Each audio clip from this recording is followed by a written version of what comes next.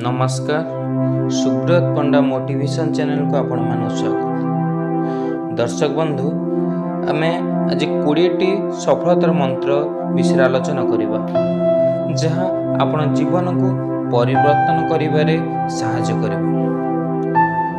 जदि तुमे सूर्य परि उज्जवल हेबाकू चाहूछ प्रथमे सूर्य परि जळि जाओ। तुमर स्वप्न साकार हेबा पूर्व तुमको स्वप्न देखा पड़ो। आसतु आज दिन को आपण निजर पिला को दिंतु जहाद्वारा आमर पिला माने आसंता काली भल होई पारिबे। स्वप्न स्वप्न स्वप्न स्वप्न गुड़िक चिंता धारा परिणत हुए एवं चिंताधारा कार्य परिणत हुए। तुम्हें तुमर भविष्य बदल पार ना किंतु तुम्हें तुमर अभ्यास बदल पार एवं निश्चित भाव तुमर अभ्यास तुमर भविष्य को बदल दे पार।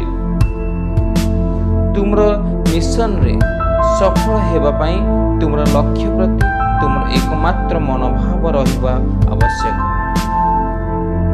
तुमर प्रथम विजय पर विश्राम नियो नहीं, कारण जदि तुम्हें द्वितीय विफल हुआ तेबे तुमर प्रथम विजय केवल भाग्य बोली कहबाकू अनेक लोक अपेक्षा करिसंती। तुमर योगदान बिना तुम्हें सफल होई परिबो नाही और तुमर योगदान सहित तुम्हें विफल होई परिबो नाही।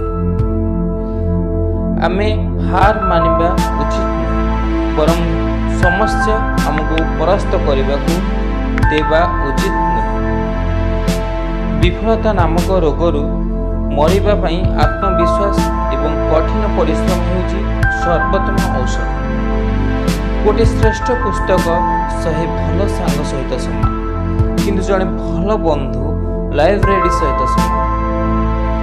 तुमर चाकरी को भल पाओ किंतु तुमर कंपनी को भल पाओ ना, कारण तुमर कंपनी केबे तुमको भल पाइबा बंद करे तुम जानी परिबो नाही।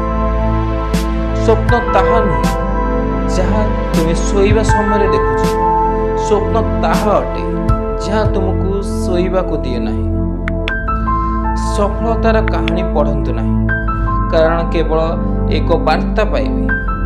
विफलतार कहानी पढ़ंतु, तुम्हें सफलता पाइबा पाई किछि धारणा पाइबे। जो माने निज हृदय सहित निजर काम करि पारिबे नाही से माने एक खाल अधा सफल हृदय हासिल करती जहाँ चारिआडे तिक्तता सृष्टि करे। आत्मविश्वास एवं कठिन परिश्रम हेउची विफलता नामक रोगरू मरिबा पाई औषध जहाँ आपन को सफल व्यक्ति करिबो। मु दृढ़ भाव विश्वास करे जे जदि केही विफलतार तिक्त बक्तिता स्वाद चाखी नाहंती तेबे सफलता पाई यथेष्ट आशा करि पारिबे नाही। जे पर्यंत लड़िबा छाड़ंतु नाही, जे पर्यंत निजर बाछिथिबा लक्ष्य पर्यंत पहुंची नाहंती। जीवन गोटे लक्ष्य रख, सबले ज्ञान प्राप्ति कर, कठिन परिश्रम कर और महान जीवन प्राप्त करबा पई दृढ़ रह। जदि आम वीडियो आपनको भल लागिछि दयाकरी लाइक शेयर सब्सक्राइब निहाती